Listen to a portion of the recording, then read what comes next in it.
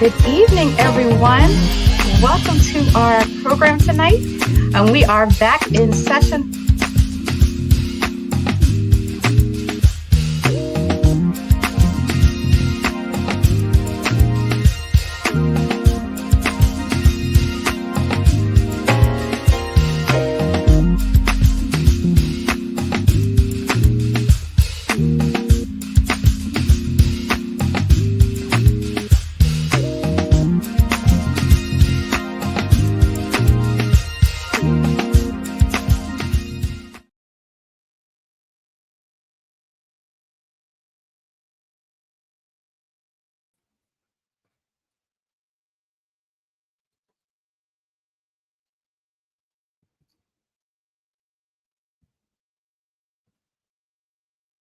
Hello.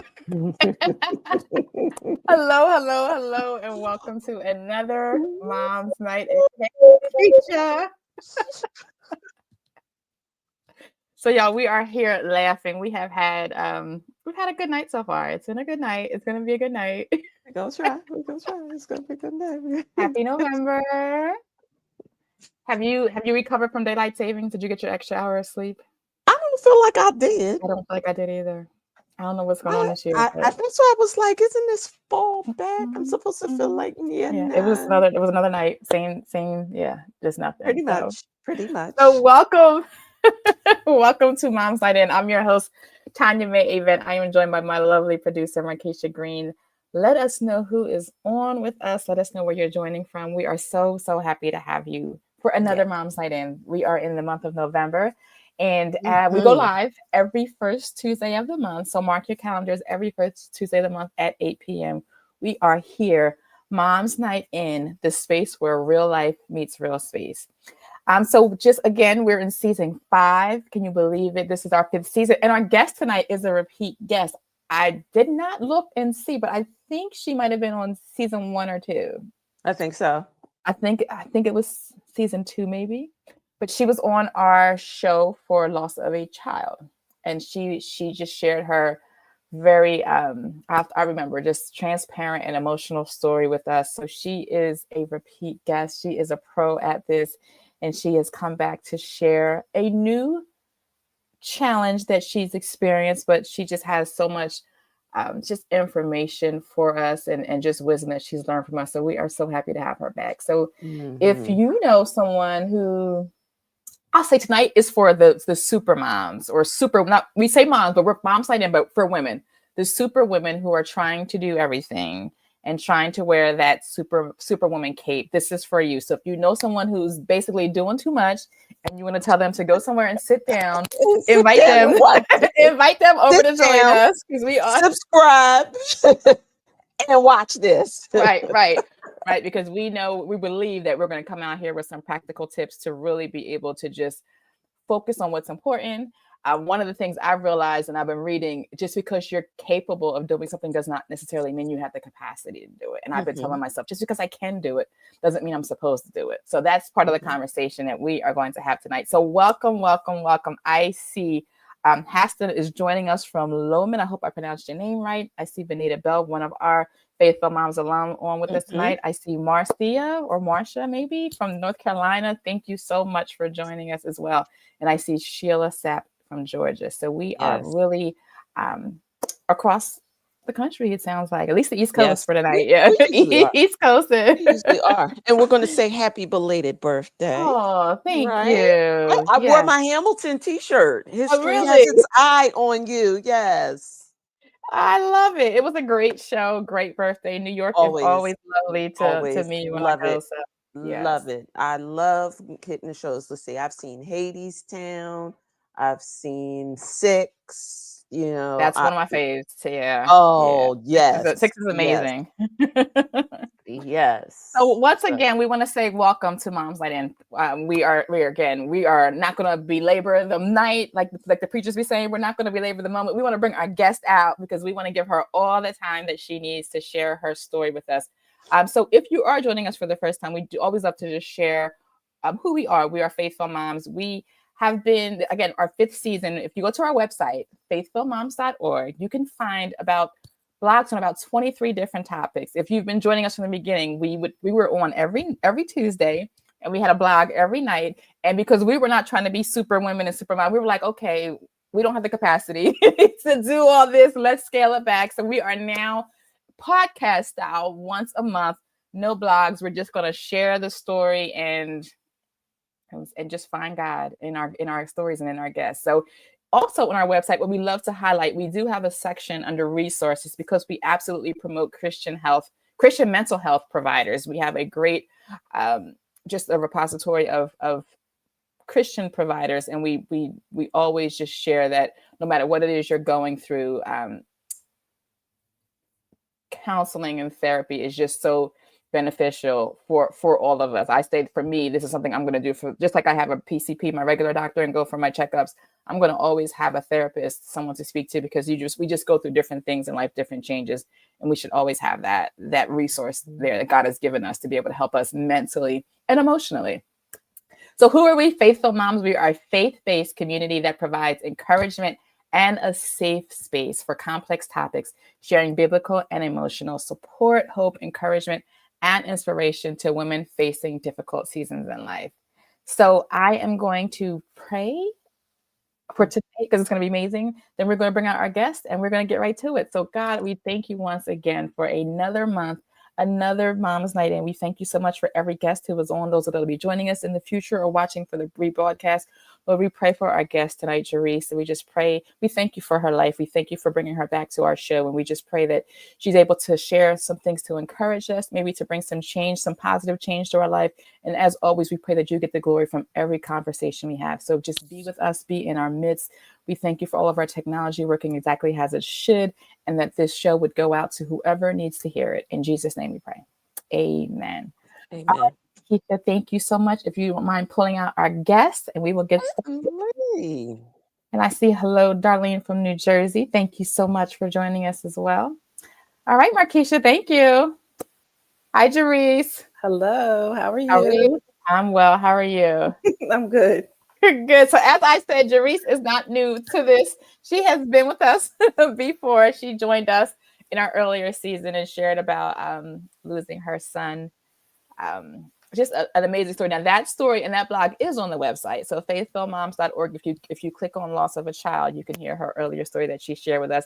But tonight she does have a new, just a new experience that she went through, we called season that she went through. And we're just so grateful here. The topic of her show tonight is called Don't Ignore the Signs. So Jerrice, thank you for being here. As you're welcome. As people may not know, you are my soror. You are a very, very good friend. So sometimes I interview people that I don't know, but I know you well. I know your husband and your son, and just love you all, and just happy to have you on the show. But if you don't mind, take a few minutes just to go ahead and introduce yourself to those who are watching who may not know you.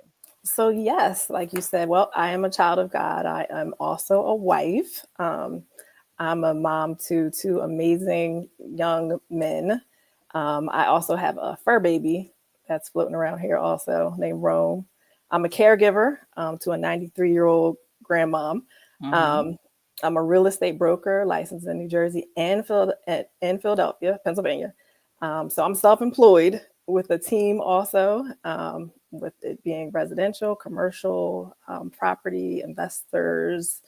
And I also do property management. And like you said, I'm a member in a sorority.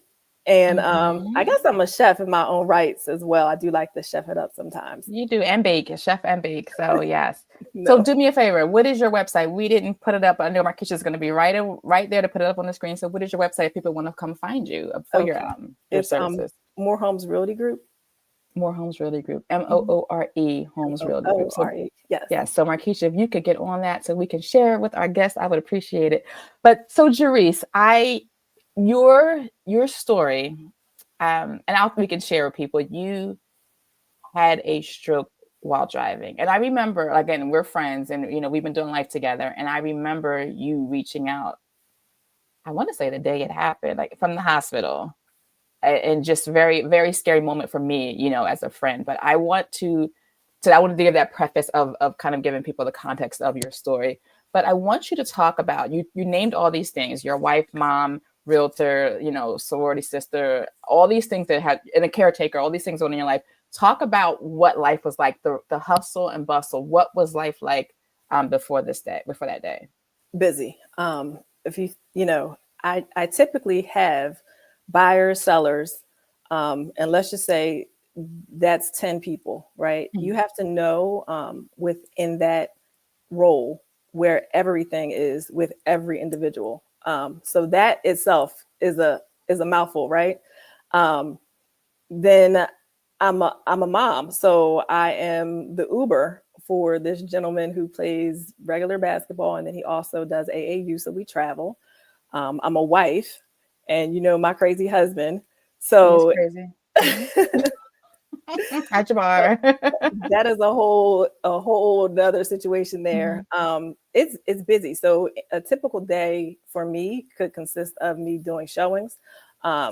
We have team meetings. I have to work the business, so I'm making phone calls. I'm on Zoom calls. I might go shopping one day to do some staging for a potential property that I'm listing. Putting fires out. I have those to deal with also, because when you're dealing with multiple people, of course, it's not going to always be smooth sailing. I've got to talk to other agents. I've got to negotiate on my client's behalf, and scheduling. It's busy. It's busy for me. Yeah, and we talked, as I shared at the beginning of the show, at one point we were doing this show every Tuesday.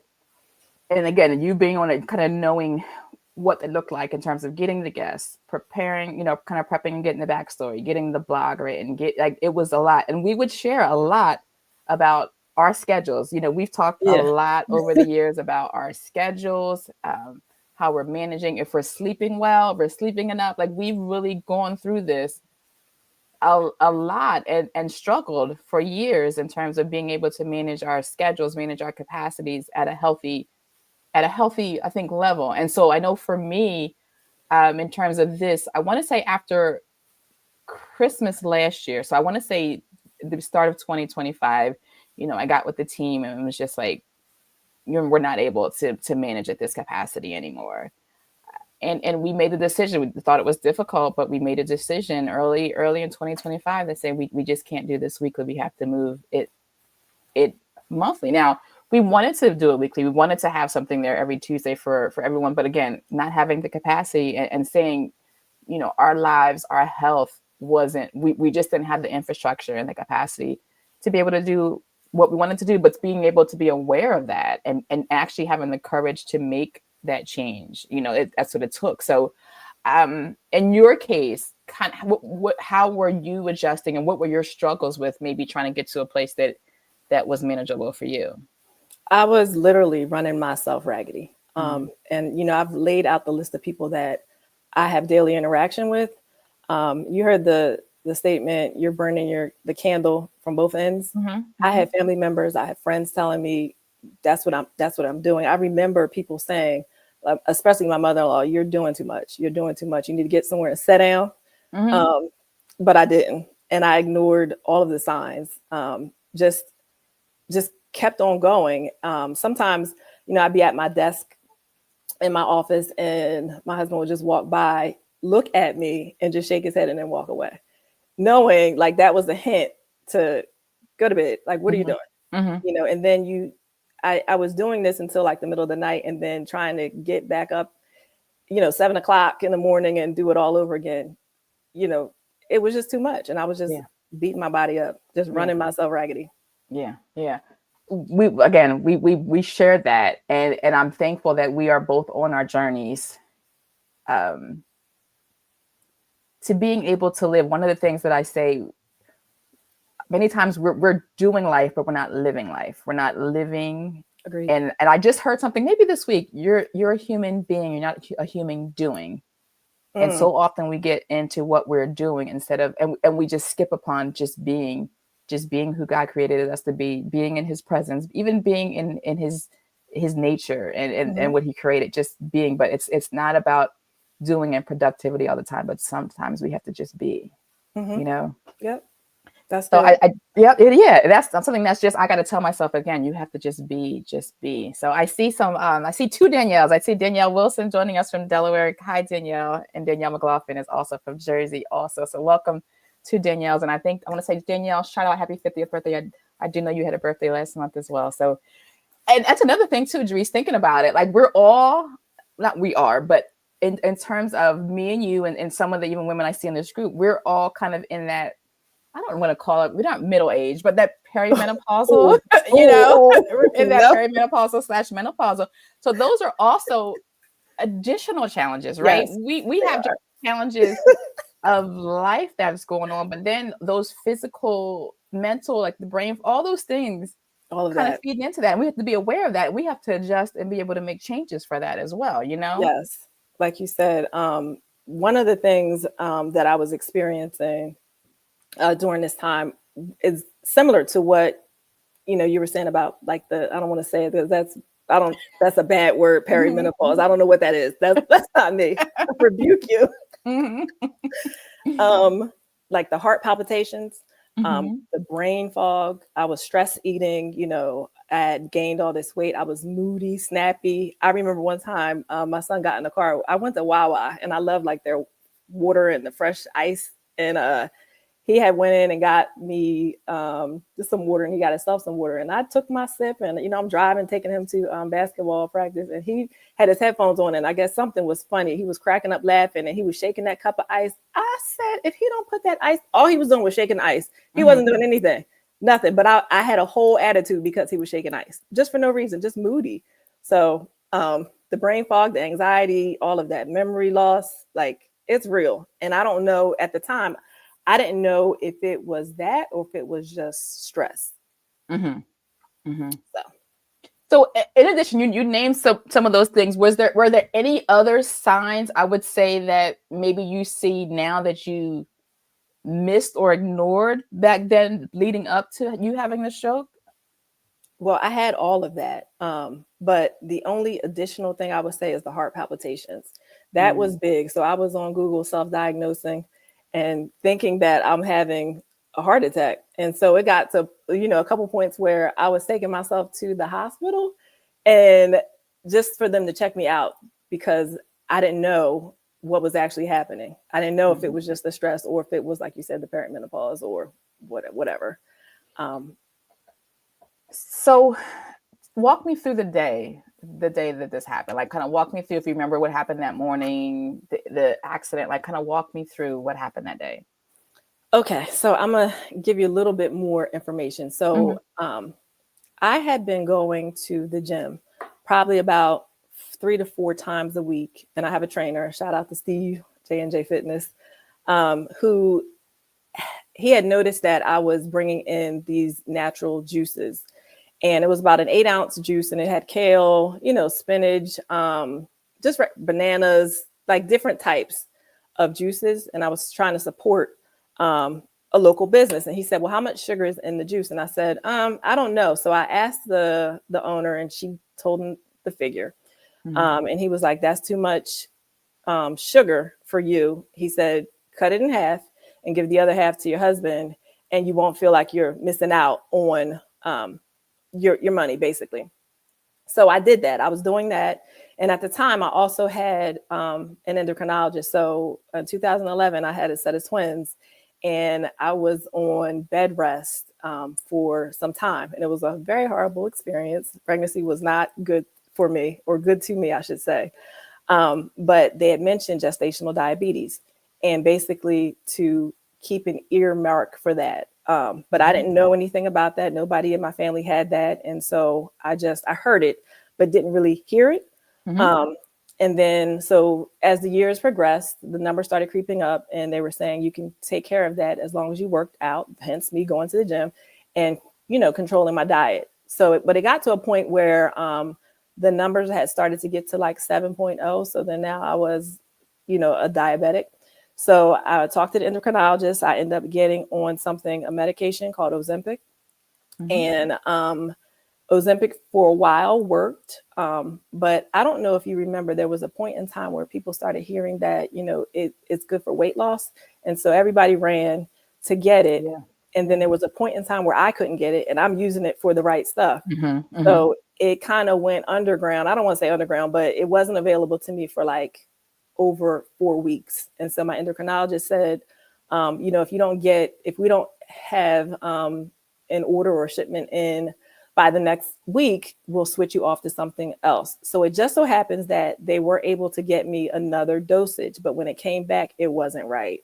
It did something to my intestines. It like paralyzed your bowels, I guess to say. So I asked him to take me off of that because that wasn't working. So then he put me on something else.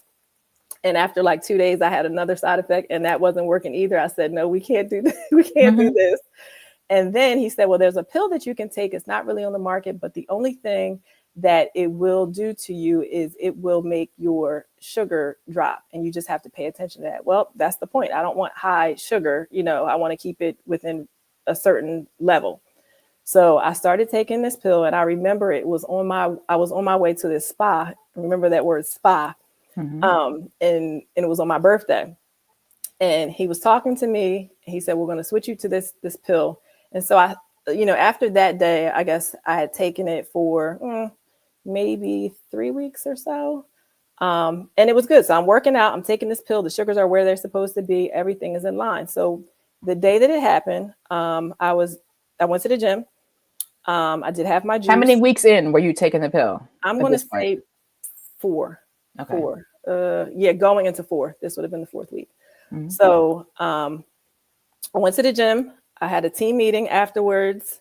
It was a really good meeting. And I decided to go upstairs to go talk to my landlord for a second. And while I'm standing there, my Dexcom meter is going off, beeping. And so what is that for people who don't know? Oh, I'm sorry. The Dexcom meter tells me where my sugar is throughout the day.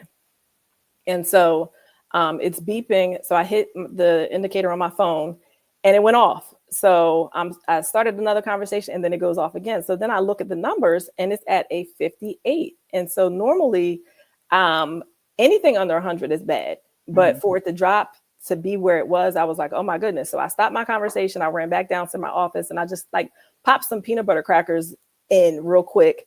And I was fine. Now I wasn't experiencing anything as far as because normally when my sugar drops, I might have the shakes a little bit. I don't know if you've seen somebody. Okay. Or my fingers might tingle, something like that. But I didn't have any of that. So popped some peanut butter crackers in my mouth. And then I had to go to the bank, which is literally maybe a 20-minute ride from where I was at the time. So I drove to the bank, no problems. When I got to the bank, though, there was nobody in the parking lot. There was a guy walking away. There was a sign in the window. And he said, oh, the bank is closed. They had a cyber attack. So I didn't even get out the car. I just made a U-turn, around the bank. And then I got on to 42. But, where 42 and the Atlantic City Expressway, I was right there. So I went around and the exit kind of curves around like this. Very steep, steep curve. Yeah. So as I'm going around the curve, I was waiting for this guy to call me back to talk to me about this roof. And I know that he's a talker. So I said, I'm going to answer the phone. But before I got to the intersection, the sky opened up. We had torrential downpours that day and it came out of nowhere. Just a minute ago, it was cloudy. But when I tell you it opened up to the point where people were putting on their flashers and driving maybe 15 miles an hour. So that happened as I was at the intersection. So I hit the button to answer the phone. He starts talking, the sky opens up and I have to make a left-hand turn onto this 2-lane road. And I don't know if it was north or south or whatever. I didn't learn that. So we just going to say I was going north. And so I have about a 10-minute ride on this road. So he's talking to me and I'm passing the Wawa. I remember passing the restaurants and now it's my time to talk. Oh, I'm sorry. Let me back up. As I go around the curve, when I got on the top of the curve, I felt this pop in my head, like somebody had hit me in my head with a bat. Pop. Where? So, where in your head? Front, back? It was remember? I don't really remember. I'm just going to say it was curious. On the left-hand side. It was like a pop. So I was like, whoa. And I remember coming around the curve and I just shut my eyes for a second. And I was like, oh, what was that? So when I opened up my eyes, he was calling. I hit the button to answer the call and then the sky opens up. So all of this is occurring at once. And I'm like, what is happening? At least if he talks to me, I'm thinking, I can kind of get myself together. But I make this left-hand turn and I go down the road. And now it's time for me to talk. So I open my mouth and I'm trying to say something to like, I understand what you're saying, but it comes out, and I was like, wait a minute. I was like, and you can hear yourself saying that. I You could hear heard. myself saying that. I heard everything he said. It made sense. There was no issues with what was going on. Mm-hmm. But when I went to talk, I couldn't say anything. Like it was mumbo jumbo. So he says to me, well, Mrs. Moore, since you don't understand what I'm saying, I'm just going to repeat myself. So he goes back to this whole spiel about this roof. And I'm like, he doesn't have to do that. But now it's time for me to talk. And I open my mouth. And again, it comes out. And I'm like, you're embarrassing me. So I hung up with him. He calls me back and then he leaves a message. And I didn't answer the phone because I couldn't say anything. So I have about maybe another, I would say 6 minutes at this point to get to my house. That's where I was planning on going. And I just wanted at this point to go and get in the bed because my head hurts so bad. Like it felt like somebody. So it's been hurting since that pop. Since the pop, it's starting to be like a migraine, like somebody hit me. And I'm like, okay, I just need to go home and take a nap. That was my goal. Just get home. It never dawned on me, pull over. It never dawned on me, call for help. It never dawned on me to do anything but just get home because that's my safe haven, right? So the next light is coming. And the only thing I can say or describe at this point is, you know, when you're playing a video game and you go to step on the brake and you might hear like a screeching or that's what was happening in my head as I drove down the street. In addition to that, I kept hearing or feeling or seeing actually like these bright flashes. So it would be like a yellow, a blue, a red, like all these flashes going on. And the rain is still happening, still pouring. Everybody's still doing like 10 miles an hour. And I'm just trying to get home. So that happened, that flash of lights, I would say probably about another 4 times before I got to the next major intersection where it's a 4-way traffic stop, basically a very busy intersection. And I'm the next person to go across once the light turns green. But before the light turns green, somebody on the right-hand side turned in front. So he was the first person once the light turned green and he was driving so slow. So I just wanted to get around him. And on this road, it has a wider shoulder. And so I just remember saying to myself, let me just go around him. So I drove in the shoulder around him and it probably looked a little crazy, but while I was doing that, I got that next, that noise. And so you're hearing that noise and you're hearing it. I'm hearing it like I'm playing a video game. And then the lights are flashing and then the rain is still coming and I'm trying to just get home. So I have probably about another minute or so before I get to the next, not even a minute, 30 seconds. So I get to the next light and I'm able to make a left and then maybe drive about 100 yards. And then I'm in my development pretty much. So that's the goal. I get to the light. I hear the screeching sounds again. The lights are flashing again, but I make the left. And as I'm coming up on my development, there was a lady coming out. And had this been a normal day, she would have pulled out, made her right-hand turn and kept on going and probably would have been fine. But as I got to make the right-hand turn, I don't know if you would say that I blacked out. I would just say that what I told my body to do and what actually happened didn't happen.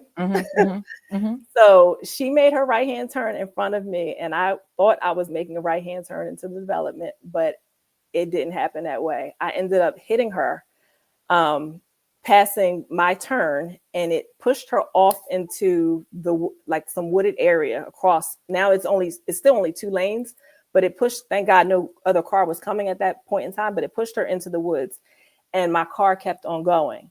I couldn't stop my car because I couldn't control anything on my right-hand side. So I had to wait until my car stopped.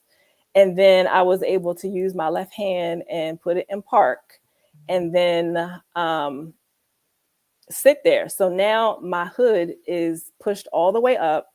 The windshield is cracked. The airbags did not explode or implode or whatever. But now I could, on the screen, like it was just going crazy. So now I'm still seeing the flashing lights. The rain is still coming. Now the screen is cracked and making all this noise. And I guess she thought, the lady that I hit, thought that I was trying to run or, get away. Cause and I looked in the rearview mirror, she was running down that street like she was Carl Lewis in the 100, trying to catch me waving her cell phone. Like she was, she was really like trying to get me to stop. So she ran up to my car and she, I rolled down the window and she was saying something and it's pouring. So she went back to her car, but she didn't ask me if I was okay or any of that. Were you able to verbalize at that point? Like, because I know before you weren't able to talk. I just rolled down the window and I was waiting for her to say something and she didn't say anything. So I didn't say anything. So there was a guy who was coming up on the same side where I hit her on it. And he jumped out the car and he asked me, was I okay? And when I rolled down the window and I tried to talk to him, nothing would come out. So I just shook my head, no, like that. And he said, well, sit tight. I'm going to call the cops. So he called the cops and now you have all these rubberneckers going by. And I was just like, oh my gosh. So something told me while I'm waiting for the cops to call my husband. I don't know what I was thinking, but I called him and he answered and I couldn't talk. So it came out mumble jumbo and he hung up. So I called him about probably 4 times. And on the 4th time, he picked up and was just like, yo, you butt dialing me. Stop calling me. Click. And he hung up on me again. I'm going to punch him when I see him. He hung up on me again. So that was that. And then the police officers came within, I would say, 2 to 3 minutes. And this guy, he was the nicest police officer ever. He asked me, was I hurt? Was I okay? And when I rolled down the window and I said, no, I said, oh my God. I said, a few minutes ago, I couldn't say anything.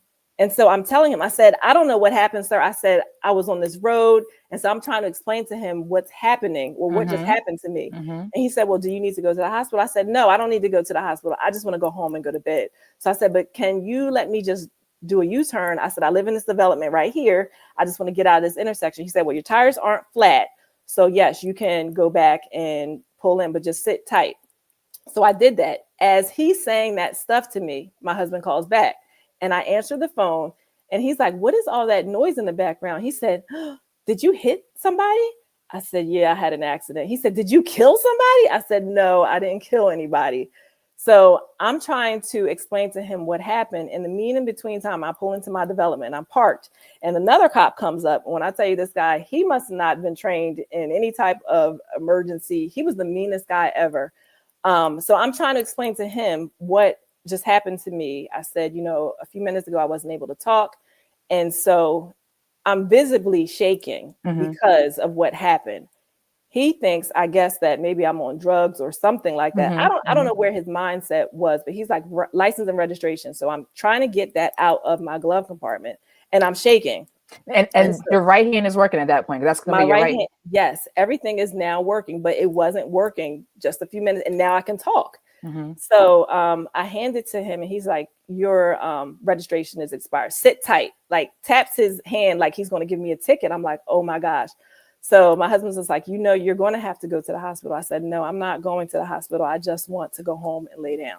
That's all I want to do. I said, my head hurts. It's killing me. I'll be fine. And still ignoring the signs, right? All of these signs that just happened. Like my whole half of my body isn't working and I want to go and lay down. Like, what is happening? So the police officer comes back and he's like, my husband saying, go to the hospital. I'm like, no. So he's like, sir, can you hear me? So I said, yeah, he can hear you. He said, call the ambulance, tell them to come and get her because something's not right. She had a medical event. She needs to go. And so he says, do you need an ambulance? He said, I'll call an ambulance for you, but you tell me. So he says, yes. He says, I'm on my way. My husband says, I'm on my way. So I said, well, sir, can I just pull my car to my driveway? Because at this point, the car is mashed up. It's still drivable, but I don't want to be sitting in the front of my development because one, I'm the real estate agent for the neighborhood. You know what I mean? Like I'm the neighborhood realtor. I don't want people driving by like, dag, she smashed up her car. That's what I was thinking. Still ignoring the signs, right? Not thinking about your health at all. Just kind of like what it looks like. What it looks like. What does this look like? Right. Because that's how I'm wired. It's just go move, go, go, go, go, go. So I pulled up into the driveway and the car is now leaking all this stuff out. And so he let me, he called the ambulance and they came And when the ambulance came, my blood pressure was 200 over like 113, something crazy. Wow. So the lady was like, you're going to have to go to the hospital. She said, you're having symptoms of a stroke and we need to get you there as soon as possible. And I'm like, I just want to go home. But wait, I forgot something.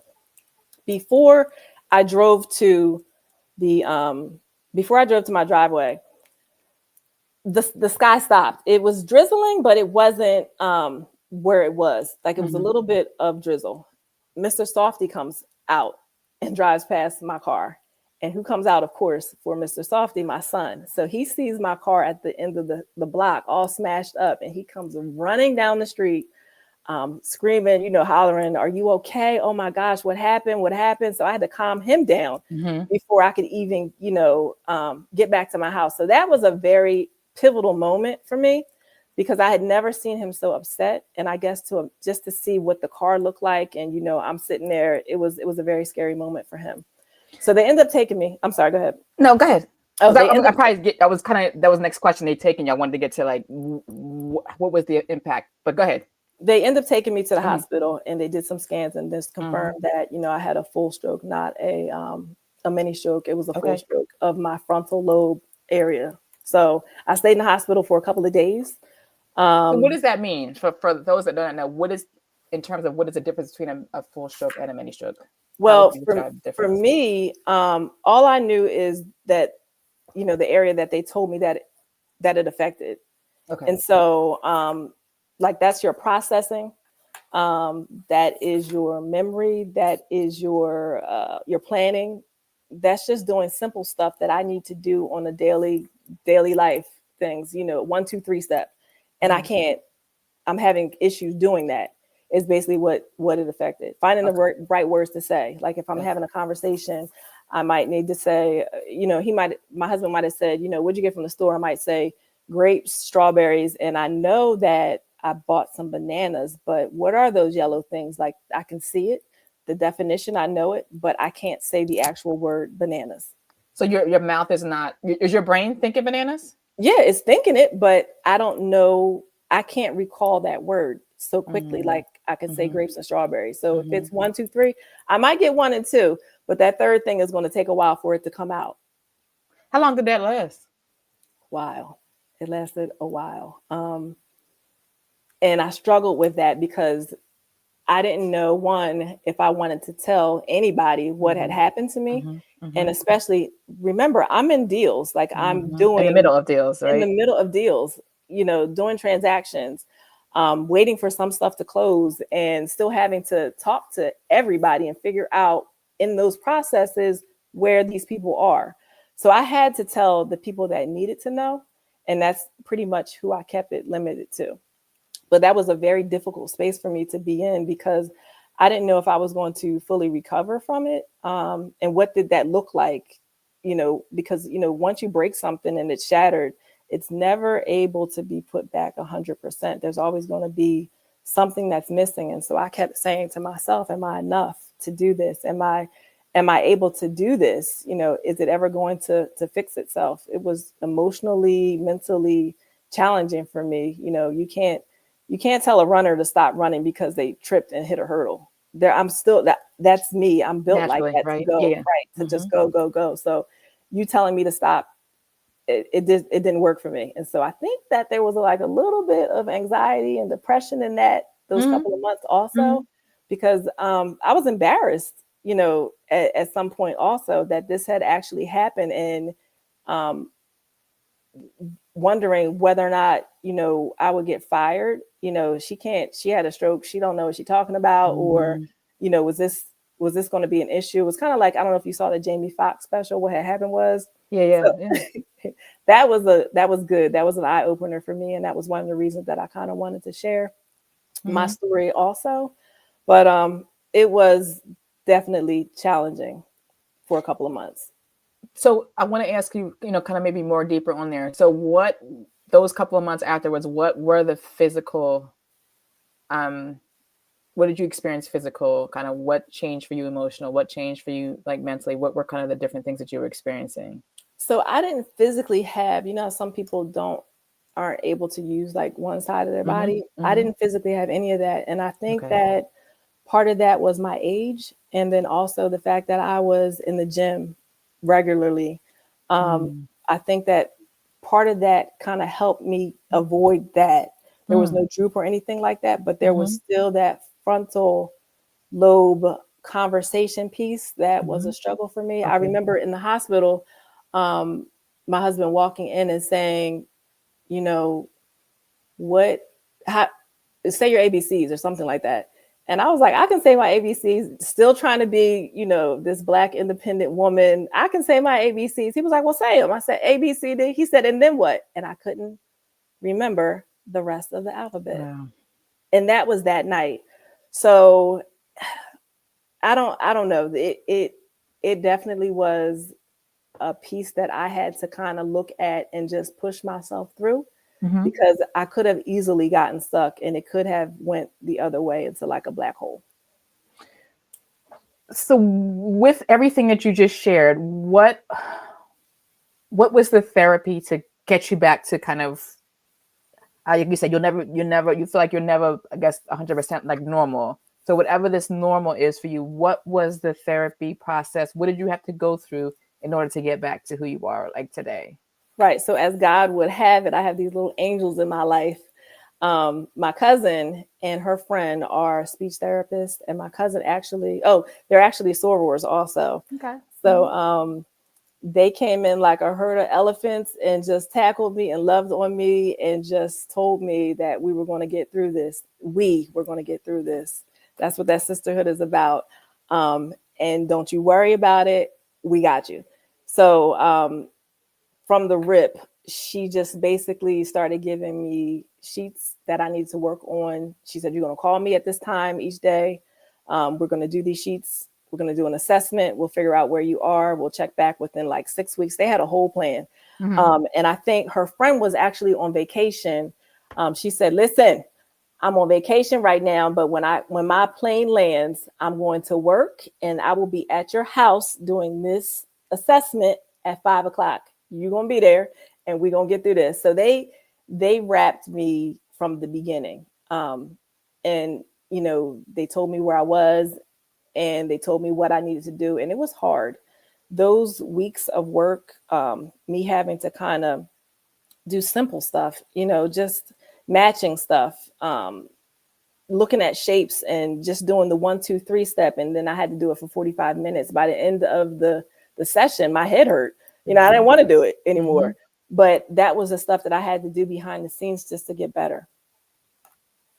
And I know, like, even the physical, like monitoring your blood pressure and all those other kind of things, kind of incorporating all of those things as well. So what through recovery, what does the lifestyle change? So some things are for a short duration, a period of time, but what are the long-term things that you have to do now? Or are there things that you're practicing now that you weren't before as a result of this? Yes, absolutely. So throughout the day, well, during that time, I also realized that I had to kind of do some work and then stop, do some work and then stop. So taking naps was pretty big to me. I remember when I was in college, there was one of the other high jumpers used to say to me all the time, I know you can't wait until after practice because you're going to go and take your nap. And that's what you need sometimes. That little 20-30 minute power booster, reloaded type thing, Mhm. that did me good.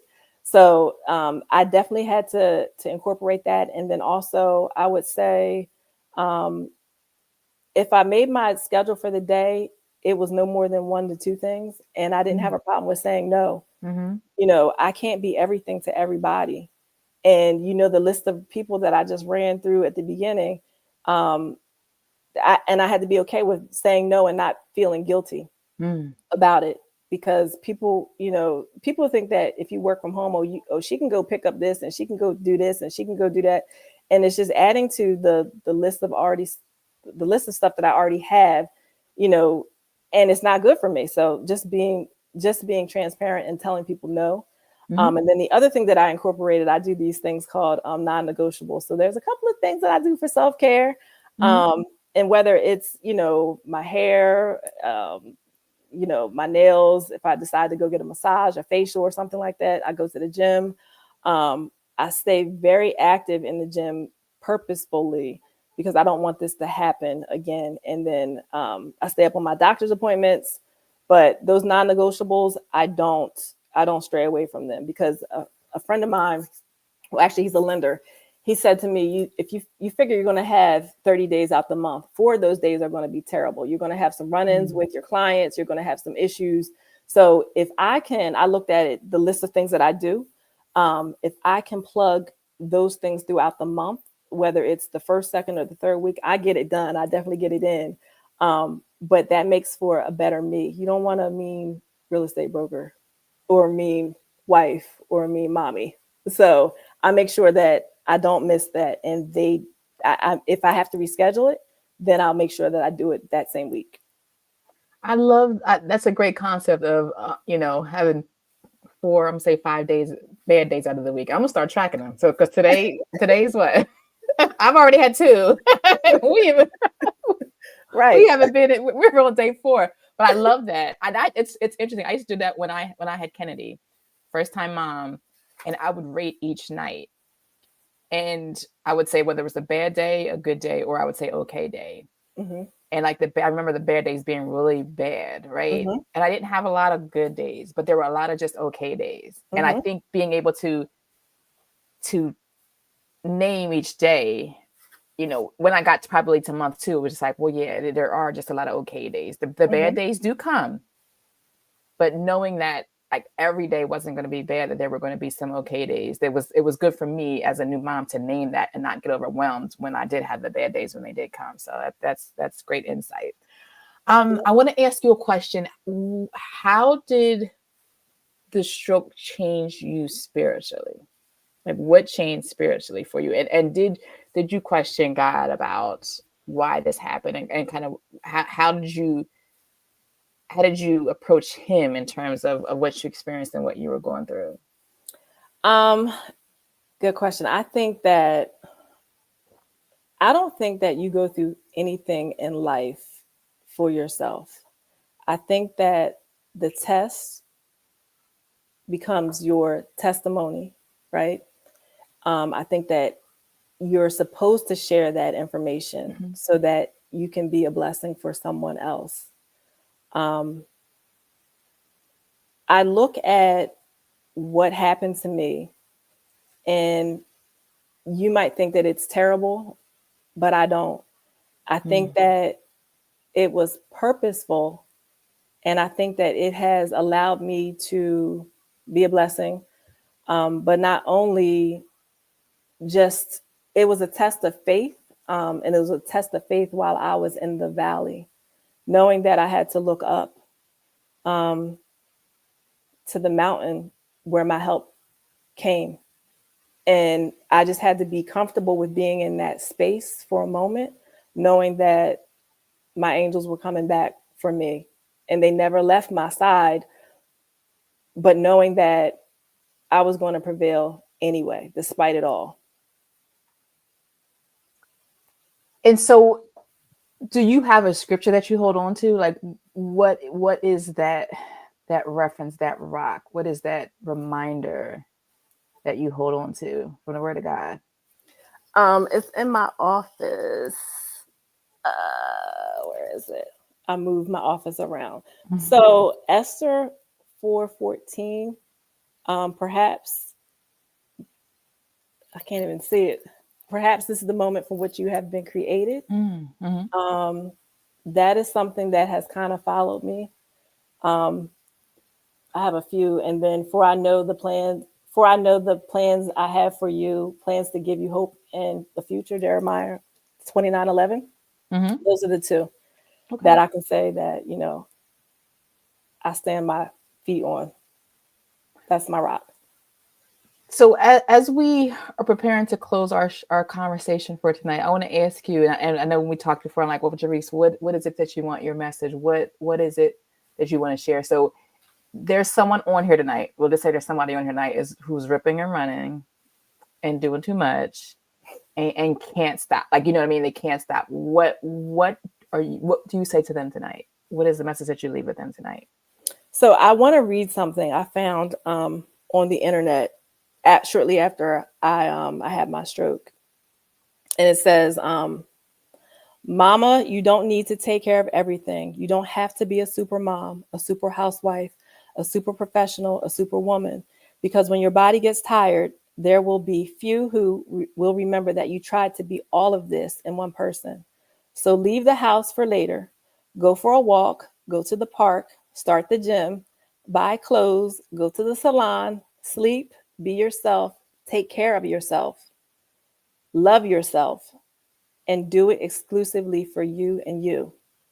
Kids grow up, the husband sometimes leaves, the job finds a replacement, the house will get dirty again, but you don't get a second chance." Mm.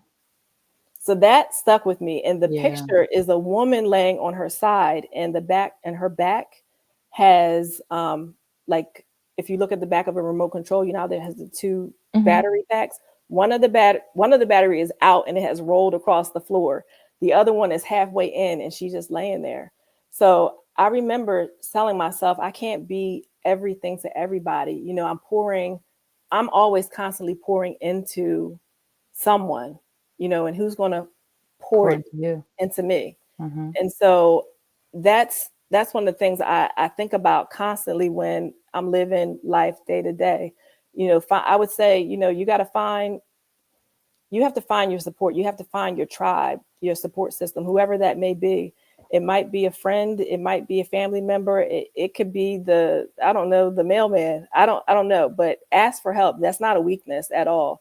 It's a strength. And it shows that you know your limits and that you won't allow something to put you on tilt. That's what me and my husband say, you know, around here when I can't do anymore, I'm on tilt. Don't Mhm. put yourself on tilt. Just say no and just be okay with it.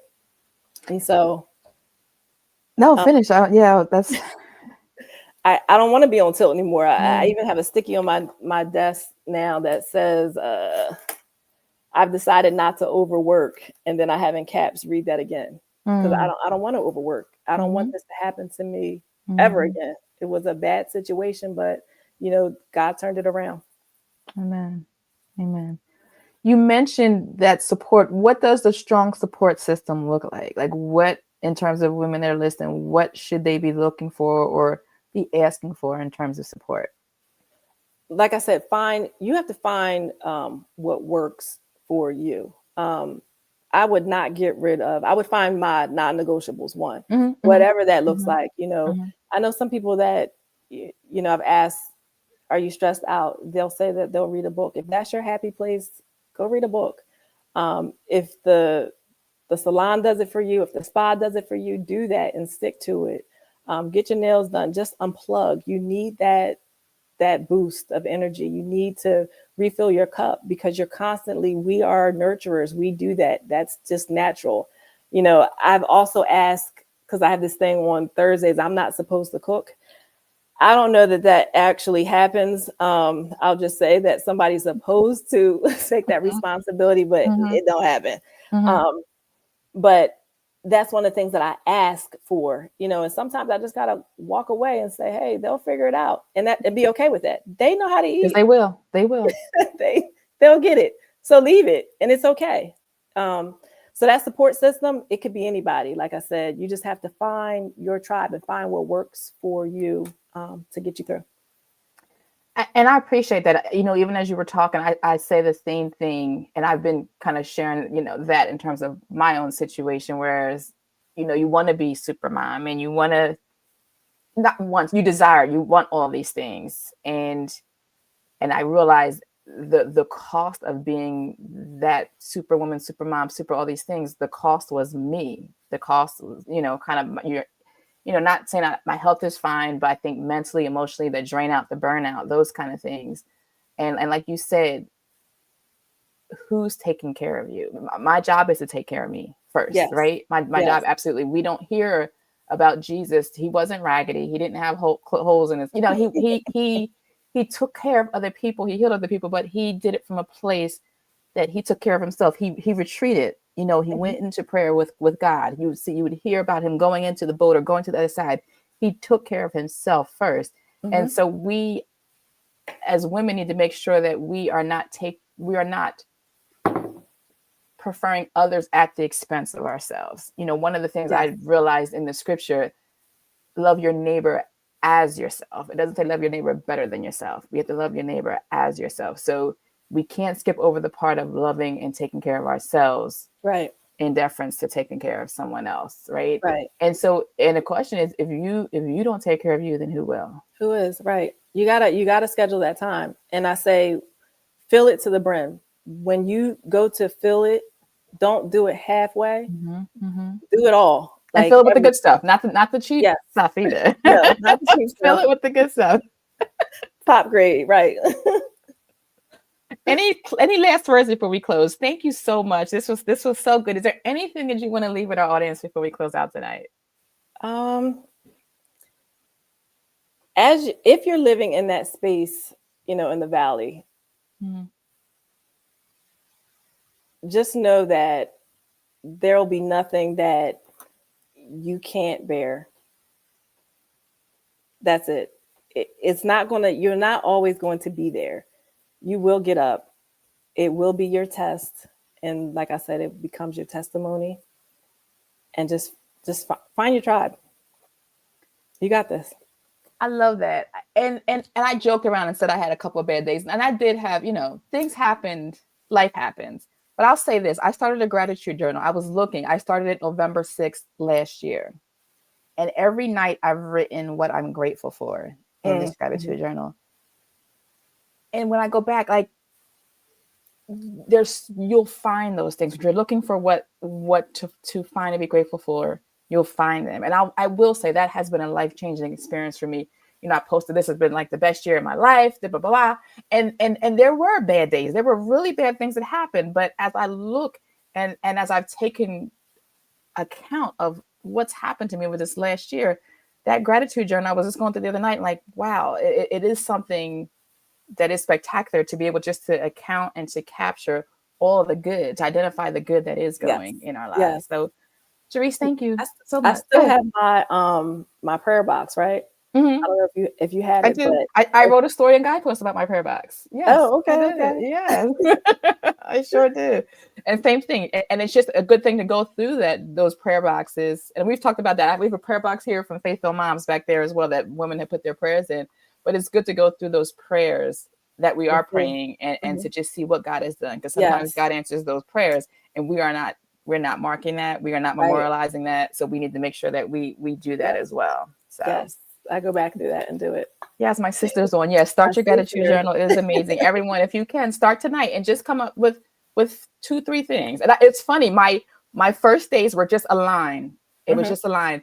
I want to say probably my birthday, it was like a page and a half. I'm down to, page and a page and a half of just the more thankful you are, the more you'll find things to be thankful for. Yes, absolutely. Well, thank you for having Thank me. you. Thank you for having us. Thank you to all of our guests. Thank you for those that joined in for your comments as well. We appreciate it. And as a reminder, all of our blogs, including Jerrice's blog, again, if you go to the loss of a child, you'll see her earlier blog that she shared with us on our website, faithfilledmoms.org. And on our website, you can also sign up your email address if you want to get a reminder and the link for our show next month, as we'll be welcoming Giselle Quintanilla. And she is I think she might have been our first or second guest ever on our show. She is coming back to share about the journey of supporting her son through his cancer diagnosis. So come back first Tuesday in December to join us, Moms Night In. We would love to have you. Until then, may God bless you. Be grateful, start that gratitude journal, take care of yourself, and fill your cup. God bless you. Good night. Good night.